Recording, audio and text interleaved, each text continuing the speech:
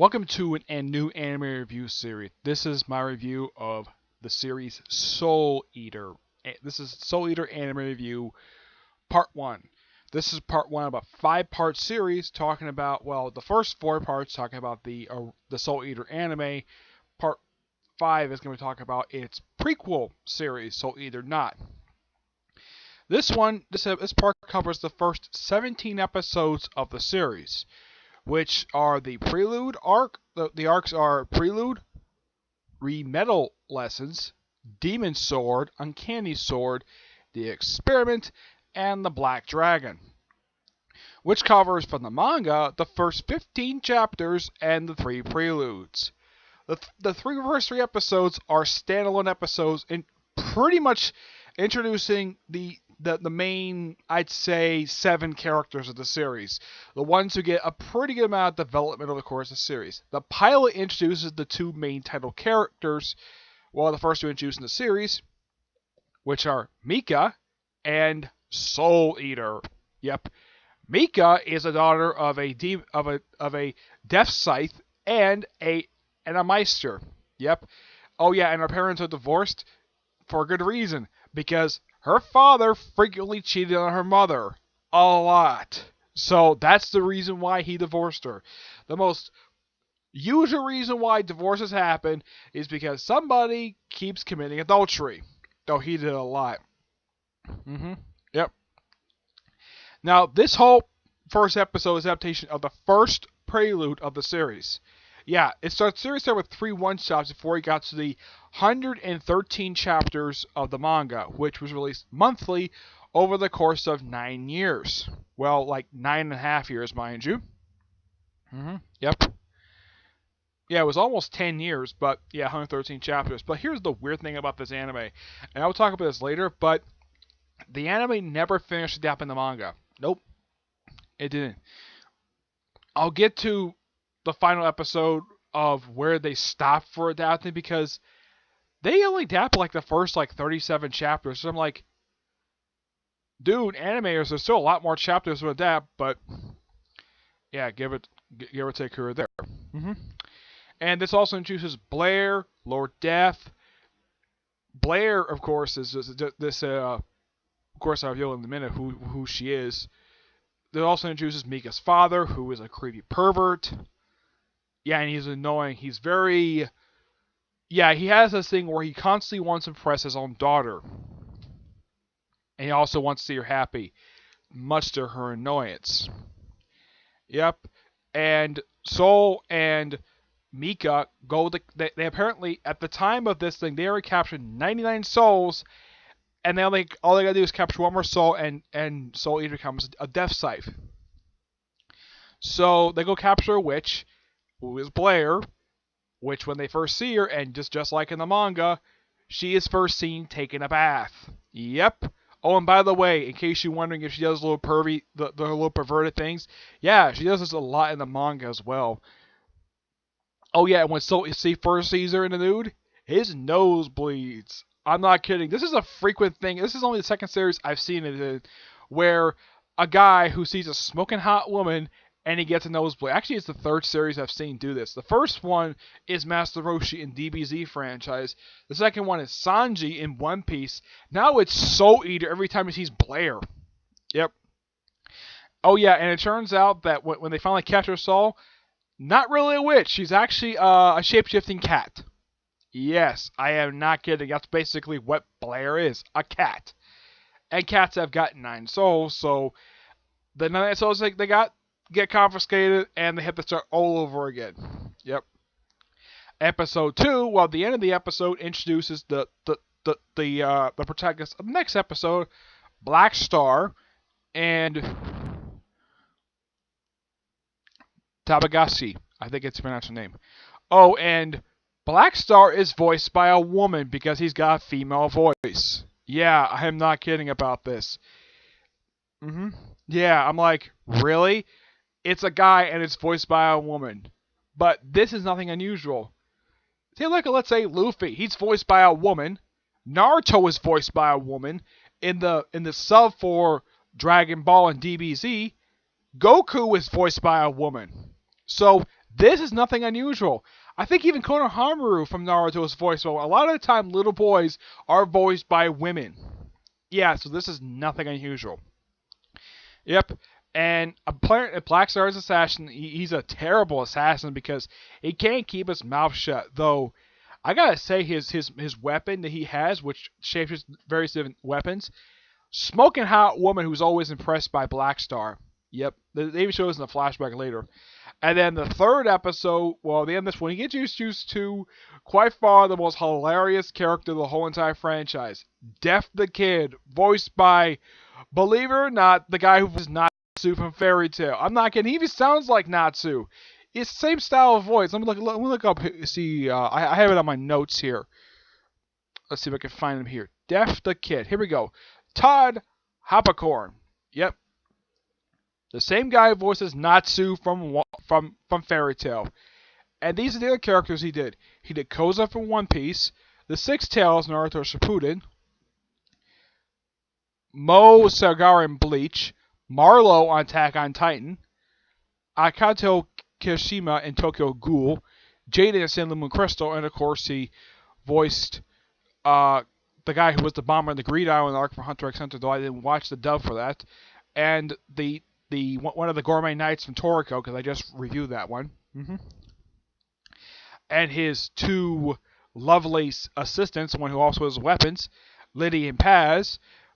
Liz is voiced by Jamie Marchi, who voiced Jiro in Yu Hakusho, Miss Valentine from One Piece, and Aka Rangbringer from Attack on Titan. Patty, who was voiced by Carmela Lee, voiced Lucy. Yep, Lucy. So we got Natsu and Lucy reunion. Who never voiced Lucy in Fairy Tail, also voiced Asia, Asa, Miss Golden Week, Pepper, One Piece, Sailor Venus from Sailor Moon Crystal, and that's it. Who voices Mika and Soul? Mika is voiced by Kiko. Her name is actually Laura. I forgot to put it down here. It's Laura Bailey, who was the second voice from Anko from Naruto. Yep, she was the second voice from Naruto. She replaced the original voice actor of episode 169. Though she's also voiced, besides Anko, Kikyo Yamahiro from Yu Hakusho, Chi-Chi from Dragon Ball, I think the child version, Dende Trunks Mera from DBZ, Konus from One Piece, and Dr. Chika Taka from the Iron Man Marvel anime series. Soul Eater is voiced by Mitch Solzhen, who voiced Midnight from Fairy Tail, Boris, Further from Attack on Titan, and Sido Tewazawa in Tokyo Ghoul. Black Star, voiced the voice actors who does him. Brittany Kawarasi voices Apps from One Piece and Eren Akame Kill. His weapon is voiced by Monica Rail, who did Mara Jade from Fairy Tail and does a dub voice of Bulma from DBZ Kai. Lower Depth is voiced by John Swaincy, who did Crocodile from One Piece, the Door from DBZ Kai, Master Hades from Fairy Tail, and Alfro from Toriko. Oh yeah, he also did Doris Zachary in Attack on Titan, Bolts and Akame Kill. Spear, who is Mika's father, is voiced by Mick Megania, who also voiced Hiroshima. I think lost my place there. He voiced Urashima and Ball from Yu Hakusho, Ikaku Mentor from Bleach, Sabo from One Piece. He voiced the flashback version of it. I think he's the current one from Young Obito, Nagato. He voiced some characters from Naruto Shippuden, Ed Glynn from Attack on Titan, and Mard Greer from Fairy Tail. Blair is voiced by Leah Clark, who voiced Kobe from One Piece and Rin from Toriko. Sid, who's actually in the next arc, he's voiced by Kent Williams. He's also voiced a couple characters from Fairy Tail and at least about 3 characters in One Piece. Excuse me. Yeah, I'll get to the other ones in a minute, but yeah. Then, of course, we have the remodel arc, which takes episodes 4 through 6. Yeah, with this one, because, well, Blacks, and oh yeah, and also pointing this out though, Death Kid is obsessed with symmetry. Everything has to be exactly perfect for him. Though he's got his three right stripes covering part of his hair, which is weird. He's a Grim Reaper, but later on he rolls into school just to help him out. Yeah, and the second arc also introduced not only Sid, but also introduced Dr. Frankenstein. Yeah, it's a play on Dr. Frankenstein. Yep. He is voiced by Chuck Herber, who voiced Android 17 Pilaf from DBZ. Some character from Fairy Tail, I don't remember this guy. A couple characters from One Piece, and Hiei from Yu Hakusho. He voiced the guy who's Toriko's father from Toriko. Yep. Of course, this no, what's the next arc is Medusa. Yeah, so they're investigating Sid's death. It turns out he's brought back as a zombie. He gets shot in the head, and they have to go fight him. And then of course they have to fight Dr. Stein. He is a little bit creepy, but not as creepy as Mika's father. He knocks down Soul, picks up Mika, and starts pulling up her shirt, and starts drawing on her belly. I'm like, seriously, dude, what the heck is your problem? Yeah, this is the daughter of your weapon, and yeah, because Spirit and Dr. Frankenstein, of course, he's the Professor Frankenstein because of Sid's death. Yeah, I'm kind of like, I was kind of thinking, well, the way he was doing, it almost looked like he was going to undress Mika right in front of her weapon. Yeah. Also, and this I'm glad they kept from the manga, yeah, Soul comments on the fact that Mika's got a flat chest. Yep. And she also does this thing where she would hit Soul. Meek does the Maka chop, basically taking a book and hitting him in the head. Though it's more hilarious in the anime than it is in the manga. It's just one tap. That's it. In the anime, it's pure for comic relief. Blackstar gets frequently hit top in the head, start bleeding because his hair apparently holds his scalp, which is weird. Oh yeah, and Death the Kid, he has this thing where he has the tendency to grope his two women who are his weapons, groping their breast. Yeah, he has a tendency to do that, though Liz is the one who keeps smacking him for it. Patty, of course, has no problem with him doing that at all.